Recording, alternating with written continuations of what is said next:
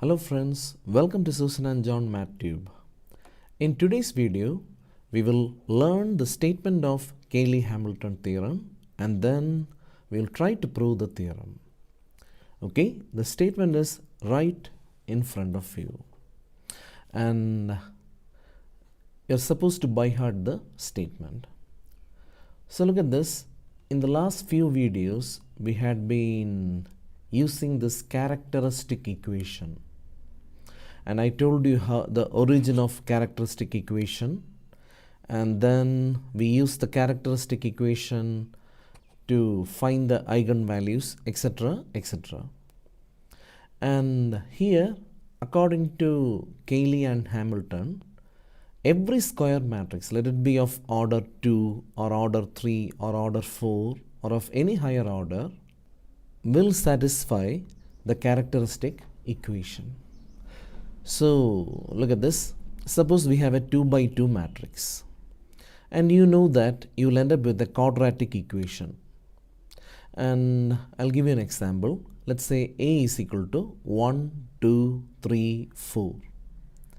So the characteristic equation will be lambda square minus, the trace 5 into lambda and the determinant 4 minus 2 is equal to 0. So this is the characteristic equation. Now we have to prove that the matrix itself will satisfy the equation. That is, we have to prove that if you replace A instead of this lambda, that is, according to the theorem, A square minus 5A minus 2 is equal to 0. But wait a minute. This 2 doesn't make sense, so it is actually 2 into I. Because when you convert equations into matrix equation, numbers will get converted into that number multiplied by the identity matrix. Okay, so this is exactly what we are trying to prove. Now, if you want to understand the proof properly, then you have to understand a few things first, because it's a little bit complicated proof. So you have to understand a few things.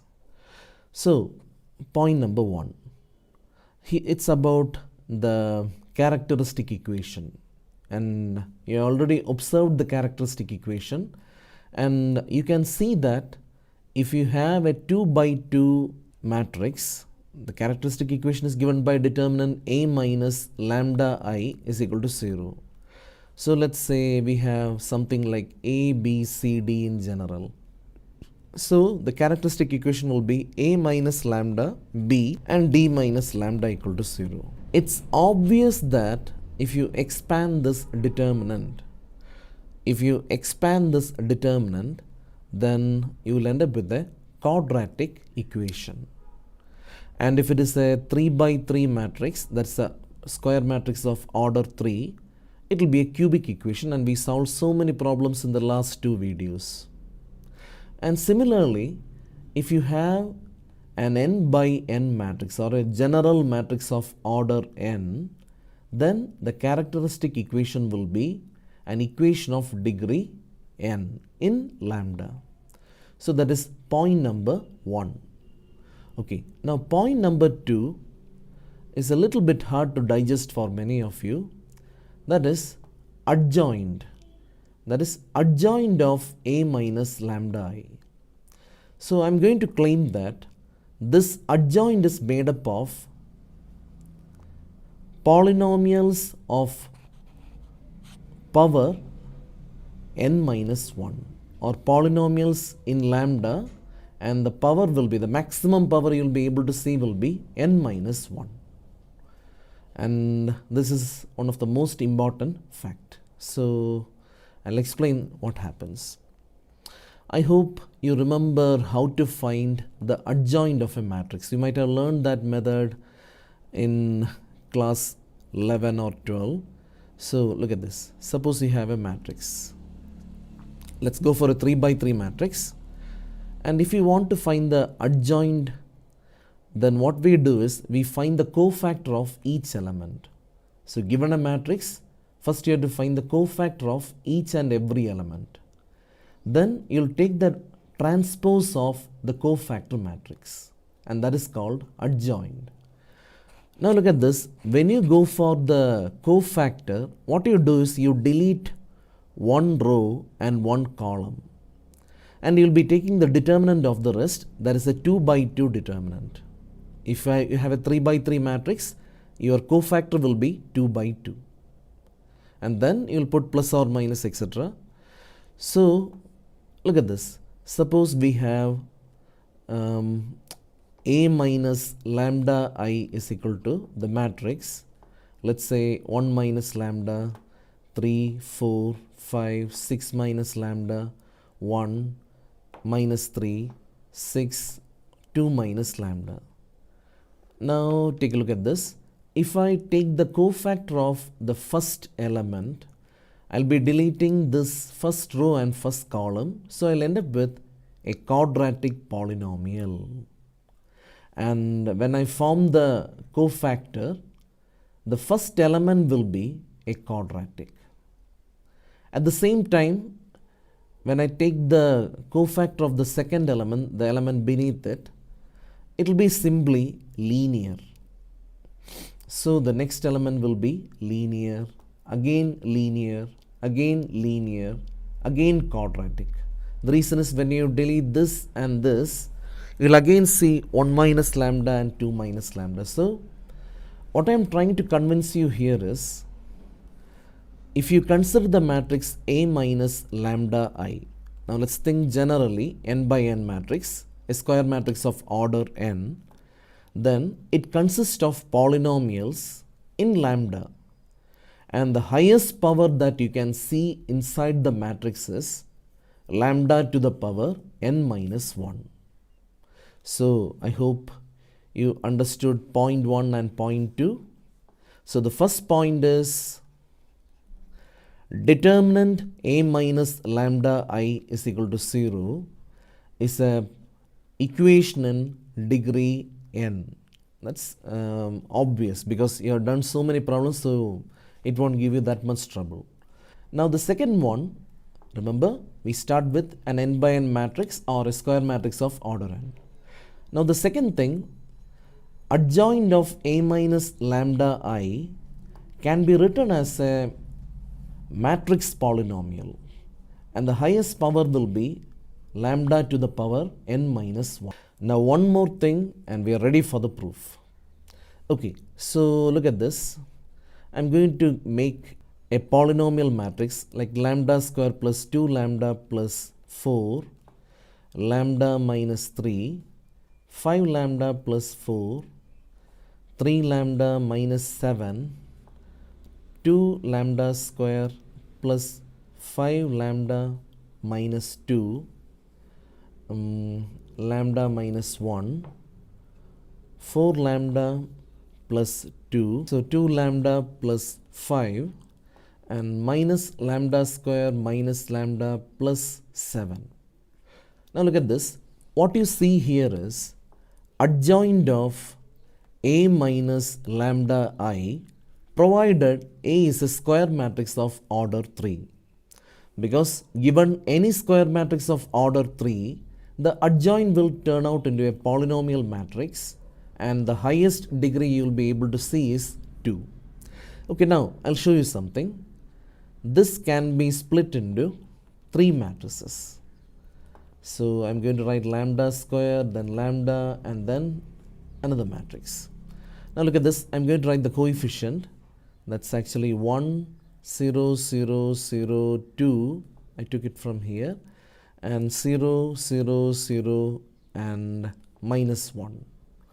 Now I'm going to write the coefficient of lambda, that is 2, 1, 5, and 3, 5, 1, and 4, 2, minus 1. And now the constants, 4 minus 3, 4, minus 7, minus 2, minus 1, 2, 5, 7. Now look at this. If you expand this and simplify, you can see that the first element will be lambda square plus 2 lambda plus 4. The second element this will be 0. So lambda minus 3. Okay, so the last thing I'm trying to convince you here is the adjoint can be written as a polynomial equation form where the highest degree will be 1 degree less than the order of the matrix. Now let's discuss the 3 points once more and go for the proof. So number 1, determinant a minus lambda I is a polynomial in lambda and the highest power will be n. So it's an nth degree polynomial in lambda. And I'm sure you're convinced with this because you have done so many problems. Now the second one, remember we start with an n by n matrix or a square matrix of order n. Now the second thing, adjoint of a minus lambda I can be written as a matrix polynomial and the highest power will be lambda to the power n minus 1, and then there will be some p naught plus this is a matrix. You saw that matrix just now, n minus 2 p1 plus etc etc etc, and with this we will be able to do the proof. And one more thing, I hope you remember a result from your younger classes. Any matrix multiplied by its adjoint will be determinant of the matrix multiplied by I. So be ready with a pen and a paper. We start with this. So once more, so what does Cayley Hamilton theorem say? Every square matrix satisfies its own characteristic equation. And this statement is very important. If you check your past year's question papers, you'll see that state Cayley Hamilton theorem has been asked many times. Anyway, let's go for the proof. So it starts like this. We know that for any square matrix M, we have M into adjoint of M is equal to determinant M into identity matrix. Okay, so this is how we start the proof. Now what we do is we replace this M with A minus lambda I, because A minus lambda I is a matrix. So I am allowed to replace M with A minus lambda I. So therefore A minus lambda I multiplied by adjoint of A minus lambda I will give us determinant A minus lambda I multiplied by I. That is equation number 1. So remember, now our proof is based on this statement. Okay, so let's find the things which we need here one by one. So let's start. So determinant A minus lambda I. So look at this. For the right hand side, I need determinant A minus lambda I. And I just told you it's nothing but it's a polynomial of degree n. So I'm going to write it will be equal to minus 1 to the power n lambda power n, because when you find determinant A minus lambda I, you will see that the highest power's sign will depend on the number of times that lambda occurs. So this is the general format, and then we can write something into lambda to the power n minus 1 plus some other number lambda to the power n minus 2 plus etc etc etc plus kn. So this will be equation number 2. Now take a look at the left hand side. We need adjoint of A minus lambda I. Okay, so adjoint of A minus lambda I, and I convinced you this will be a polynomial equation which is made up of matrices, but the highest degree will be n minus 1. So you can assume this to be some matrix multiplied by lambda to the power n minus 1 plus some other matrix. Actually, this matrix will contain all the coefficients of lambda power n minus 1. You saw earlier in that example. I'll show that example once more. Look, lambda square, and it contains all the coefficients of lambda square. And this will contain all the coefficients of lambda. So this will be lambda to the power n minus 2 plus dot dot dot plus p n minus 2 lambda plus p, I'm sorry, I wrote it's p1, okay, and the last will be p n minus 1. So that is equation number 3. Okay, now let's plug in 2 and 3 in equation 1. So we're going to plug in the values of these two in equation number 1. Okay, so we get a minus lambda I, and then what is adjoined?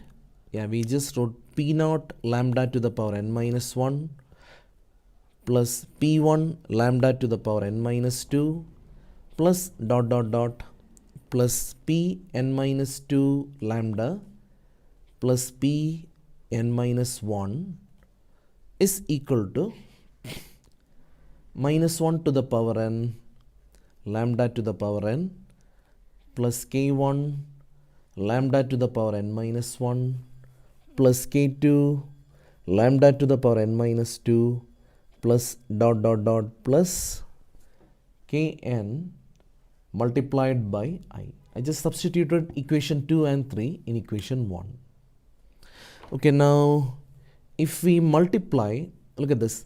When I multiply this and this, you know how to multiply, right? You have to multiply a with each one and then lambda I with each one.